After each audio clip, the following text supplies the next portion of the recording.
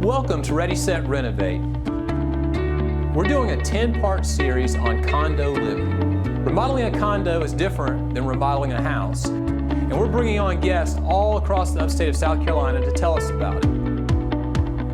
Whether you've been in a condo for 20 plus years or you're looking to purchase one, we invite you to join us as we answer your questions. Let's get to it. Here we are, episode 1 of a 10-part series focusing on condos, specifically condo living in the upstate of South Carolina. Our guest today is Nick Van Gorp. He's with Wilson Associates. He's a realtor, brings to us a lot of experience with condos and specifically buying and selling condos. Hey Nick, thanks for coming on. Of course. Really appreciate you taking a moment to talk to us and educate us some on condos. I think a good place to start in this conversation is a working definition of what is a condo and what a condo is not. Can you help us with that? Yeah, so basically what a condo really is the ownership of that unit, everything that's interior of that unit. Everything exterior of that usually is owned by the HOA. A lot of people want to know the difference between a townhome compared to a condo. Townhomes typically, what you will see if it's labeled as a townhome, what it will do is be everything interior and also have the maintenance of the exterior. So really easy would be everything interior, condo. If you own that, all of it's inside, but then everything exterior, especially, townhomes, they could be multi-level and everything there too. Everything with the interior and exterior will be a townhome. And I think the key word there is ownership, right? Correct. With a condo, you own it. With an apartment, you rent or lease it. Yep. That's helpful. Have you ever lived in a condo? Oh yes. Yes, sir, I have. I lived in apartments. I've lived in many. Yeah, I know we were talking yes. earlier, you're from Chicago, and Yep. I kind of figured condo living is pretty prevalent there. Yeah, and one of the things that was up north and what we're seeing here, a lot of the things that are different between an apartment and also in a condo, obviously from being an owner and a renter, is usually amenities too. There's a couple condo buildings that we have downtown here in Greenville that have some amenities, meaning they might have a gym, they have a pool, there's about maybe 2 to 3 or 4 buildings that have it. But usually when you see an apartment, which is high amenity building because it's a rental, you usually see more of like gym, they might have like a business center, obviously a pool and a couple of other items that you wouldn't normally see. Okay. So that's one of the things. So, and that was one of my questions, amenities. Is that an appeal to those who are seeking to buy condos? What are some amenities that indicate you're in a good situation with purchasing a condo? Yeah, so right now, as you know, I sell quite a bit downtown Greenville. That's majority of where my business is. It's twofold. What I mean by that is amenities, meaning yes, there have been buyers who, there's a building right now that's really starting to showcase like a little bit more of a gym aspect. It was an apartment building, but now it's been converted into a condo building. So it has all those, and it's doing really well. The major amenity is outside of the building. How close are you to the restaurant scene? How close are you to Main Street? How close are you to Swamp Rabbit Trail? That is the amenities that people really, really want. So, and that's the appeal then, yes. Right? What demographic are you seeing come in and purchase these condos? Everything. So you're seeing everything. Young folks, everyone, elderly folks, everyone. Okay. Yeah, it's as easy as I can answer that. It's everyone. Is there a common appeal that attracts people to downtown Greenville or other condos? Yes. So what I've seen a lot of, especially selling quite a bit down there, is a lot of people are, looking for an in-town. They might live about 20 miles north, south, east, west, whatever it is. They want to go out. They want to have something that's home for them. I'm seeing a lot of people buying it for their kids, especially for, Clemson's business school or along those lines as well.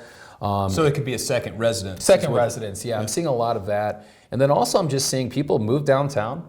They live at one of these high-rise apartment buildings. They really got the luxury of being able to walk downstairs to camper down or maybe walk, just to a grocery store really, really quick that I'm super used to. But, Greenville is so new that they want to still keep that lifestyle. They're okay with driving up, maybe 1 or 2 stories to basically park there and then being able to walk to their unit, not having that privacy of like having your own garage. So I'm seeing that as well. Don't have to contend with traffic. Don't have to contend with traffic. And people just want to be in the center of it all. Yeah. I mean, the restaurants that we're gaining downtown, as I was telling you, I sold a unit at Poinsett Corners. It's right by Oku. It's right by Endako. It's right by all of what's going on the river. And people are just like, I want to be on top of that. So that's what we're seeing. So that's the appeal. That's the appeal, and then the final appeal that I think a lot of people are starting to understand because they didn't have it in the past is the views. That's it. There's some beautiful ones down there, especially when you get around the river. You got some condos overlooking the baseball field. Yes, sir. The Drive Stadium. Just don't get hit by the baseball. That's you can take in a game, but watch out for those balls. Oh, right? yeah. Well, when it comes to negotiating a purchase of a condo, give us some insight into what that looks like, especially when you have the point of reference coming from purchasing a house. Are there differences between those two? So right now, condos are probably the strongest asset class in Greenville right now. Its numbers came out, I want to say it was like 3 or 4 days ago, and I already seen it just because of what I've been listing. As you know, I'm listing the McDaniel project here in Greenville, and we've had a ton of traction on that as well. So I'm seeing that. Negotiations, though, it's certain things you have to look for. Special assessments. No one knows what special assessment means. How the contract has changed so it could protect people on that. So there's negotiation tactics of, hey, we have to understand because buildings have projects, who is liable for that? When are they liable for that? When is it all happening? So that's another negotiation tactic that you have to really understand, and your realtor has to truly understand that, because it's a section in the contract that if you click the wrong thing or if you check mark the wrong thing, you could be liable for something that maybe you weren't in the past. Interesting. So does that liability ultimately go back to the builder, the contractor of the building, or does it? It's just HOA. It could be like a special assessment saying, hey, you know what, we wanted to get a new roof, or we want to put railings, we want to paint all the decks or all the patios or something like that. It's going to cost the HOA some type of money, get a contractor out there, get some bids, basically figure out what they need to do. And from there, they'll be like, okay, is it going to be done by the time of closing? Was it approved by closing? If it wasn't, or we've talked about this, we haven't had approval on, it's going to be like another 2 to 3 years before we decide to do anything. The buyer is going to look at that and be like, okay, how do I want this? If it's approved by closing, do I pay for it? Does the seller pay for it? It's like all those negotiation tactics that you have. Now, who is the buyer engaging at that point? They're not engaging the seller, are they? No, you're a buyer's agent. Okay. So they're usually, like if I was the buyer's agent and my buyer was like that, I would do a ton of due diligence on the building. I know a lot of the property managers all downtown where I can call them and just see what's really going on. And they'll just tell me, and that's really who you only need to engage, and that's it. And then you go back to your client, you guys consult and say, here's the pros, here's the cons. Yep, here's what you need to look out for. Just FYI, they might be doing a project here in the next 2 to 3 years. Super common for an HOA to do it because these buildings are massive. Yeah. We have crazy weather in South Carolina. We go through humidity, no snow really this past couple of years, but like a lot of rain, a lot of hail sometimes. So just realize that a building, just like your house, needs maintenance. So that's another thing, and the other thing is HOA fees. People are not used to that, like having HOA fees. They might have it $100 a year. Usually, on average, what you're seeing anywhere from, I've seen the $300 a month, all the way to a couple of them that are $1,800 a month downtown. That's significant. It's significant. But that's great information. Yeah. There's a lot that people may not know. Yeah, about when it and comes that's to the condo. thing. And that's the thing you need to know. You'll start understanding what a budget is. You'll start understanding, when how the HOA fees are done. If there's any transfer fees with the building, like move-in fees. Elevator deposits. So it can all look like it's expensive, but it's all just to make sure if you move in, you don't damage the building. You're checking all the boxes, right? You're just checking all the boxes. And that's a conversation I have with a lot of my clients that are buying condos, just because I'm so used to it that I forget that it's kind of foreign. So tell us a little bit about what the inventory looks like in downtown Greenville. You have buyers coming in, they want to be down there in the center of it. They have options. So let me tell you. I'll tell you exactly how it is. I put a unit on the market and I had 27 calls within the first day. Good what that tells you is that there's no inventory at all. As I was telling you from the past, I've done a lot of luxury. With our townhome project that we have right now, our blended average rate is like $2 million. And we've sold a couple of them already. So the high end market, let's say it above the 1.5, which 2 years ago I probably would have said like the 750, 600,000. That is doing really well. It's just taking a little bit longer. Anything below that, you saw a couple of units come on in bookends that went off really quick. The inventory right now, there's going to be a couple others coming on here soon that I know about. So they will be coming on and they'll probably sell quickly. So the inventory is low. Yeah. It's the hottest market I think in Greenville right now is the condo market in downtown Greenville. How do you handle this scenario? You say you have a buyer come to you that's fixated on a particular condo they want to be, or a particular building, they want to be there. They love the location. Are you speaking about what I had this morning? Because it's the maybe, same yeah, thing. It's, right, it's right the same on thing cue, I've been right? doing. Yeah. So finish the your question. Sorry. is, if they know where they want to be, Yep. there's no availability. Nope. What's the strategy? Strategy, it's a couple of different items. I have a little bit different because I know a lot of people that usually there's a specific building where I've sold in, and a lot of them I just text people and be like, hey, would you ever be interested in this? I mean, sending letters to people. When you say people, the actual owners. Yeah, the actual owners of those units, like if it's a townhome community or if it's a condo, they all know because I'm the only realtor that has a 312 number. So they all know it's going to be Chicago me. guy. It's going to be me. But usually that's the best way to go about it. Say, hey, we'd love to do this. Really be polite with people on it. Just because you have to realize something too. And I sent a newsletter out to my entire database this morning, and they saw it and they were like, true. Sellers and buyers are in a holding pattern right now. Sellers do want to sell their homes, but they don't know where they're going. So to answer your question, if you can find a solution for them too, they're more than happy to have that conversation. So that's what I do right now is I just call them. I'm just calling people or I'm sending them letters saying, hey, or I'm sending them a text saying, hey, I know we've talked in the past about this. I've obviously had conversations with them in the past. And I'm just like, would you ever be interested? Yeah. And I had one literally email me this morning to say, hey, Nick, we thought about it, but we're not, maybe in a year or two, we'll talk again. So that's it. It's easy. So you're basically trying to find places for people before they even sell. Yes, I'm very active on that. It's basically what I grew up with in Chicago. I was a realtor there at a top producing business there for almost 8 to 9 years now, and it just told me I had to hunt. And that's all I do is I literally just try to call people as many as possible to generate as many opportunities as possible. Because those buyers that were coming in or those brokers that saw my condos that I sold, they're calling me. And they're like, Nick, do you have anything else coming up? We know you do a lot of downtown stuff. Like, what do you have coming up? And I'm like, you know what? Maybe I have something here or there. But that's all I do is just call people, text them, mail them, do whatever I can to make sure they know that if they ever want that opportunity, I have somebody ready. Yeah. That's it. Well, when you go into a unit, say you find a unit for sale and you're showing it to a buyer. Yeah. You're going in. What are things you're highlighting inside the unit? Things to say, hey, you need to take note of this. This could probably be changed. This might not. Are there certain details, or are you finding that the Floor plan is really big. I think floor plans really big. I think for a building too, I think understanding how the elevator system really works really, really well. If one building only has one elevator, how are you going to move? How are you going to do this? How are you going to, let's say you guys help build something. Let's say somebody buys a condo, and you guys come in and they want to renovate the entire thing. How much of a pain would that be to be in just one elevator, trying to share it with other people that need to get from the 5th floor all the way down? That's right. I think that's huge. Construction people and their residents. It's not only the unit. I look at it from the perspective of, I look at the entire building. It's like, is it actual functional? Will this enhance your life or will it make a pain in the butt? So I look at that. And then also there too, I'm always looking at the outside.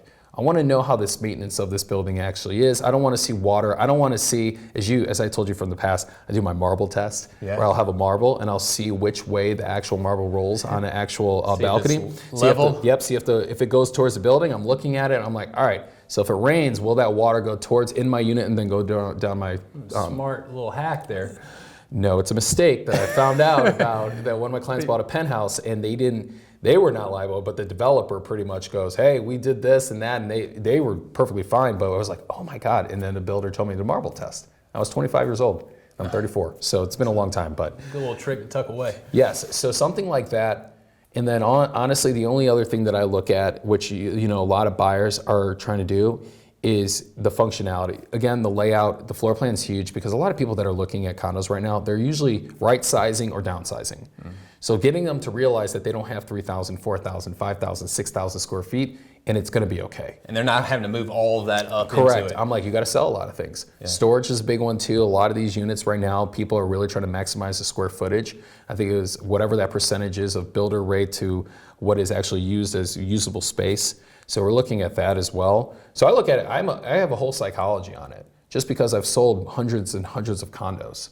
So that's why I know exactly what people are looking for. You know what you're talking about. Yep. One issue that, a knock against condo living would be the sound issue.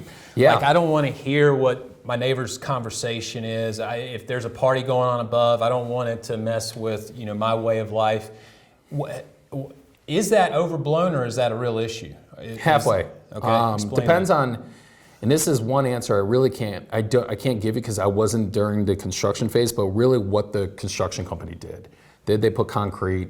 Did they actually make the acoustics of it? Did they actually do a good job with that? I can't tell you, but I will tell you this. Living downtown, just realize there's going to be noise. And a lot of things. Part of the deal. It's just part of the deal. And also, too, the acoustics that I don't think people really take into account as well are windows. Some of these buildings, obviously, we're blessed here in Greenville that a lot of these buildings are a lot newer. Yeah. We're not like other cities where people have windows from the 70s and 60s. Where sound will just bounce all the way through and your heating bill will be crazy because of how it is. So to answer your question, it is something, but I also tell people this, it is a problem at times because you're gonna hear things. It's not a single family home. If somebody has, a bike upstairs or a little kid riding a bike upstairs, you probably will hear it, depending on what it is. But just realize, I live in a condo, I live downtown, it's noise everywhere. I just have to be okay with that. Sure. And I tell just people, comes with the territory. Yep. I tell those townhomes that I'm building right now. They're like, well, how will Mac be? And I always tell people, I'm like, you're living downtown. It's going to be loud no matter wherever you are. It's just how it is. Yeah. You put a bunch of people together. I guess it becomes like white noise, where you get familiar with it, you get comfortable with it, you hardly notice it's there. Except for an ambulance. You do realize an ambulance. Gets your attention. That is something there. So. Yeah. Well, let's talk a little bit about HOA requirements. So when you purchase a condo, you're beholden to an HOA to a certain extent. Are you able to do simple things within the condo like paint the walls? Yeah. Or do you have to get approval on that? What can you do and can't you do apart from your HOA? So, as you know, as I stated from before, condo is everything pretty much inside. And so if you want to paint your walls, perfectly fine. I've done it, everything is perfectly fine. There's some things where they do have, it's all HOA specific. If you wanted, let's say, you wanted to do something where you want to add a wall or you want to cut it off or you want to knock out like let's say you want to knock off like a galley kitchen, make it like an open kitchen or something like that, you probably will need HOA approval because you probably have contractors coming in. Sure, yeah. You got to make sure about this. If they say a permit, which I don't think, but if they do say something like that, or you have to get for like an HOA or anything like that, you will have to probably talk to them on that just to get approval on it, just because it's going to probably affect others in the building on their daily life for a little bit. Yeah. So on that, everything else though, like I said, everything else super simple. Like if you wanted to paint walls or if you want to, restain floors or anything like that, depending on how you want to restain it, let's say if you want to put in new floors, probably will need the HOA just to know because of the inconvenience of the actual building. So that, if that answers your question. Yeah, no, it does. And I think the idea there is the HOA is primarily meant to protect and not to restrict, right? Correct. Yeah, I mean, they do have restrictions. That's what covenants and CCRs and all these other items, which I'm seeing a lot of things, current regulations, are there for. But usually it's a property management company and then you have a board. The board typically is owners. Right. And the owners always want their values to go up. Absolutely. So they're always, as long as it's not agrees crazy, I mean, as long as you're not like, hey, I live in a brick building. I'm going to cut out this brick right here, and I'm going to put another window right there. They probably will not let you do that. Draw the line there. Yep. Well, tell us a little bit about purchasing a condo and getting a mortgage for it. I know some of the people you work with probably come in with cash to purchase. Others go the mortgage route. Does the mortgage look a lot like a home mortgage, or are there? It's a little bit different. Tell us. So depending on who your mortgage company is. Basically, to get a mortgage on it, same thing usually, but what they want to see is the health and the financial stability of that HOA. That's really what they want to see. They have different words for it all over the place. It could be like a condo questionnaire, it could be a 22.1, all these different types, and it's just asking basic questions.